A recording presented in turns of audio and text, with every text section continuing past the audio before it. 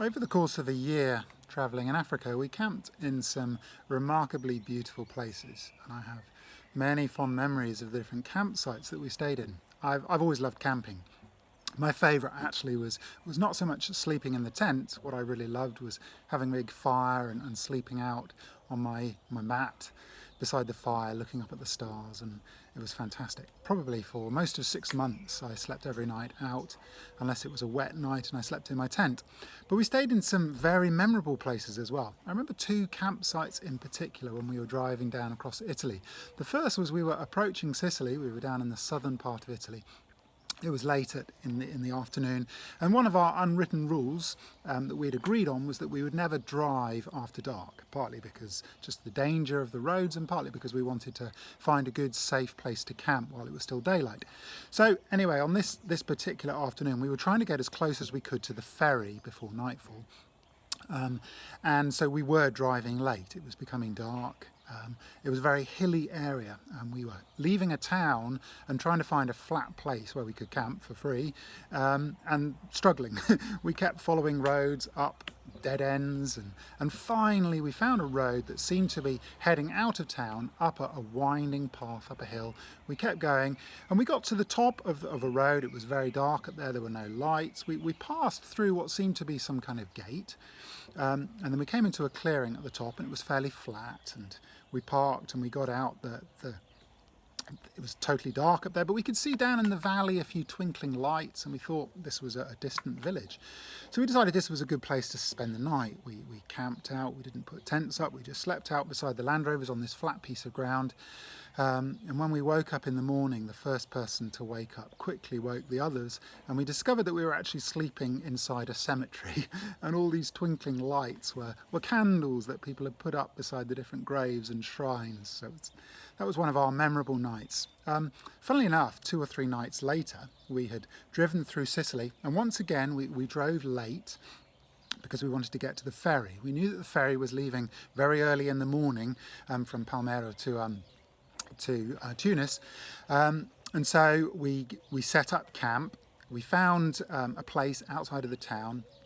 It was again difficult to find a camping site, but we found an olive grove, and we set up our kind of base in this olive grove at the bottom of a hill, which was a mistake. We could see over the Mediterranean that there were storm clouds building up. Thunder and lightning was building up, and we decided that because it was already evening and we were getting up so early in the morning, we wouldn't set up our tents. Again, that was a mistake. The rain was in the distance and it was quite dramatic. We could see lightning, and we were taking photos of the lightning. We set up an awning. We had an awning that was fixed to the Land Rover. It was a kind of an L-shaped awning that went around the side and around the back. 3 of the people had set up their sleeping areas underneath the awning and were bedding down for the night. And I remember 2 people had the tripods and they were taking photos. And myself and one of the other guys, we thought to ourselves, actually, this thunder and lightning is getting closer. The rain's going to hit us. So we decided we're going to put up a tent. Doesn't matter what anyone else is doing. So we grabbed our tent and we're quickly putting it up. And it became fairly obvious that this storm was coming close. So we started shouting to the others, come on guys, put your tents up. 3 people are under their awning. They slowly began to get up and began to put their things away. And then the rain was suddenly hitting us. Again, the 2 guys are still there with their tripods and their cameras, trying to get the perfect photo of a forked lightning. But my abiding memory is of one of the guys who was leaning over a stove, and I shouted to him, come and help put a tent up. And he said, I'm making a cup of tea, which is a great British response. Fortunately, the 2 of us managed to get our tent up just in time. We dived inside our tent, and then the rain hit. Absolutely torrential rain, driving rain, thunder and lightning all around. The other poor guys weren't able to get their tents up in time.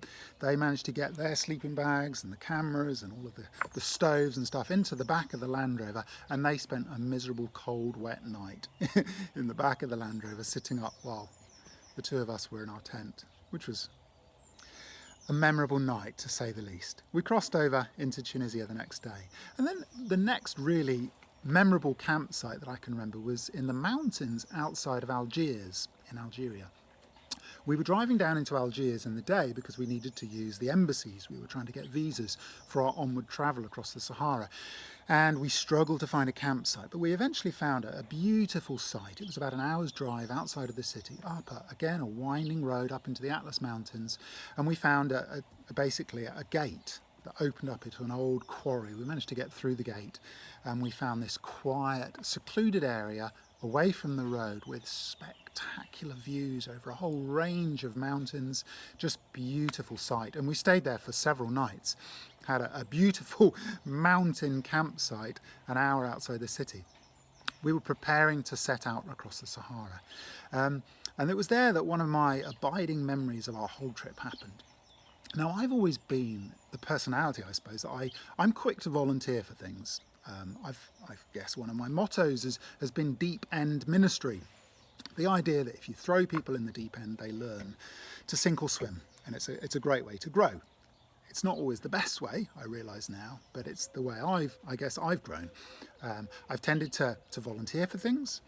I tend to be the person like Peter that's quick to jump out of the boat.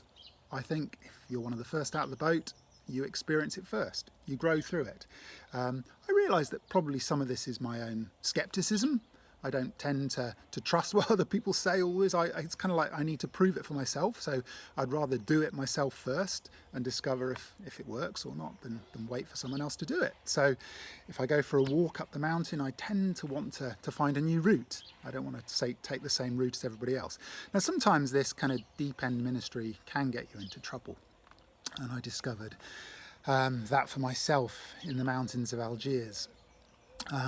And we were setting out across the Sahara. We knew that we needed to fill up with fuel. We filled all our diesel jerry cans. We knew that we needed a lot of water to cross the Sahara, often spending hundreds of kilometres between oases. And you need to take a lot of water because it's hot. So we knew we needed at least 25 litres of water per person just to be safe. So we had 15 jerry cans and we wanted to fill them all up. And we found a well which was a few miles away from where we were camping. So 3 of us drove across in the Land Rover and we were filling up these jerry cans with water from this well. This well was a beautifully made well. It was a round circular well with a wall probably 3.5 or 4 foot high around the well. The well was about 8 foot in diameter and it was incredibly deep. You could look down and the water looked like it was probably 20 metres below. There was a rope with a bucket on the end. The bucket was kept up on the wall, and you threw the bucket down and you slowly pulled it up and then you poured the water into the jerry can. So it was quite a slow, laborious process. The 3 of us had got our jerry cans out and we perhaps foolishly balanced them on the wall around the well, and we were filling them up. And several jerry cans into this, because it was a lengthy process, we'd been filling the cans for probably 20 minutes or so, when one of the cans got banged by somebody's elbow and it fell down inside the well. We could see it down there, far beneath us, bobbing on the surface of the water. We looked down at this jerry can. This, for us, was an essential item. We couldn't afford to lose it. Being the treasurer of the team and the facts and figures guy, I knew how many litres we needed, and in my mind we could not afford to lose this jerry can. We carried on filling up the other jerry cans until they were all filled, and then as we looked down at this other jerry can, you could see that it was slowly filling up with water and it was beginning to bob in the water. And I thought, we can't lose this jerry can, we can't leave it there. So I decided I would go down the well to get the jerry can.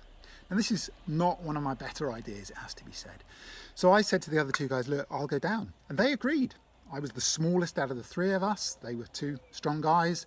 They would lower me down the well. So we went to the back of the Land Rover. We got out a climbing rope, which was a long 50-metre rope. We doubled it in half. The 2 guys tied each end around their waists. They walked about 25 metres away from me, and I stood on top of the wall of the well, and I put this rope under my arms and around my back, and I sort of stood in the V of this rope and braced myself and slowly leant backwards over the void. Remember that moment of standing over nothing and my feet against the side of the wall, thinking, whoa, And then the two guys started walking in towards me along the lines of this V, and I slowly started walking backwards down the wall. Now at this point, this is a nice big circular well, round sides, beautifully made. It was kind of had brown sort of terracotta roof tiles or wall tiles around the side of the well, but it was incredibly smooth. I remember thinking that as I was going down, wow, this is smooth. Not realising really the significance of that. They lowered me right down into the well. When I got down into the water, this is mountain water. I'm 20 metres down inside the ground, and this water was absolutely freezing cold. So I'm in this water, freezing cold. I'd taken down another little bit of string which I'd tied to my waist, and this was to tie onto the jerry can handle. It was quite hard just to empty the water out of this jerry can. So I'm in the well, balanced in this rope. It's hurting underneath my armpits, and I'm trying to pour the water out of this jerry can. I finally get the water out. By this point my hands are freezing. I'm struggling to tie a knot, and I tie a knot onto the jerry can. It's kind of dangling behind me, and then I reach up and I hold onto the rope, and I look up, and up above me I can see this small circle of light, and there's a beautiful blue sky up above me, and the walls look dark, and I see these two heads looking down over me, and I shout up, "Okay, I'm ready, pull me up." And then I wait, and presumably they're running back. They're sort of 20 metres away from the well, and I wait, and I wait, and then I shout, "Pull!" And I carry on waiting, and I carry on waiting, and absolutely nothing happens. And I think, what's going on? And then a moment later, I see one of my friends with his head looking down, and he just shouts down, "We can't pull you up, it's impossible." And I realised that just my sheer weight and the friction of my weight on the rock at the top of the well, the wall of the well, they can't pull me up. I'm there, in the bottom of this well. This is deep end ministry. I've got my two friends at the top. I'm trusting my life into their hands, stupidly in a sense, but I'm there, depending on them. I'm down this well. I think, what am I going to do? I've got to climb up. So I reach one hand up the rope, and I start just trying to pull myself. I can't even pull myself out of the water. By this point, I'm down in the water, right up to my armpits. I can't pull myself up. I am so cold and weak from this water that there's absolutely no way on earth I could climb out of this well. It's too wide for me to bridge it in a kind of chimney climbing, rock climbing fashion to get out. The walls are smooth. I'm down this well. Thankfully, my friends realise there's a Land Rover there. So they shout down, "We'll try the Land Rover." So there's a long delay while they take the rope over and tie it around the Land Rover, and then I hear the throaty noise of the diesel starting up. And in that split second, I have this panicky feeling. No, what if the rope snaps? What if the Land Rover can't pull me up? Which is a crazy idea. This is a 2.5 tonne vehicle. Obviously, it can pull my small weight out of the well. But in that moment, I don't know. And the Land Rover starts inching forwards, and I feel myself jerkily pulled up the well. I start walking up the well to try to stop myself being banged around, and I'm bracing myself, and it's a horrible, uncomfortable, painful haul up this well. And finally, I get to the top, and my friend who's not driving is there pulling me out, and the relief, and then the exhilarant laughter when we realise how close we've come to disaster. It was a memorable moment. Let's just say that. Now, I've told this story many times over the years. For me, it's a great illustration of many things. It's a metaphor which could be used. You can think about it in terms of stepping out in faith. You can think of it in terms of trusting your lives into other people's hands. Or you can think of it as ending up in a hole of your own making and needing someone else to pull you out. Well, however you look at this story, for me it's a great example of being sometimes helpless. Friends holding you up, but even then they can't pull you out. They need something greater than themselves. It's an example of stepping out in faith. It is an example that sometimes God does ask us to do things. Sometimes we do things of our own initiative. Sometimes God asks us to do things where we're stepping out in faith, where we genuinely do not know as we step backwards into the void, will this rope hold me? Or when the moment comes to be pulled out, will this Land Rover hold my strength? Will the rope snap? We don't know until we've done it. Interestingly, sometimes God does take us way outside our comfort zone. When he does those things and he then proves himself to you and you realise the Land Rover is strong, the rope doesn't snap, you do end up with a story of faithfulness, with a story of strength and provision, which is a comfort for the future. Interestingly, right now in this season of confinement, I'm finding myself, and Miranda as well, we're finding ourselves in the uncomfortable place where actually we're on the end of the rope. We're outside the well, we're holding onto the rope, we're confined, we're not kind of on the front lines. And sometimes it's almost easier to be the person who's down the well, who's actively doing something. Right now, we're holding the end of the rope for other people.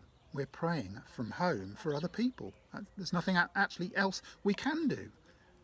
And almost it would be easier to be down the well. Sometimes it's hard to be holding the end of the rope. But it needs faithful people to hold the end of the rope. It needs faithful people at all stages of this process. So for me, this was one of those amazing moments of seeing God in a fresh way. And ultimately, God looks after us. So I hope we're not finding ourselves in holes of our own making. And if we do, may we find God in that place. And if God challenges us to step out in fresh ways during this season, may we as well find that he's dependable, that we have faithful friends who are holding the end of the rope for us.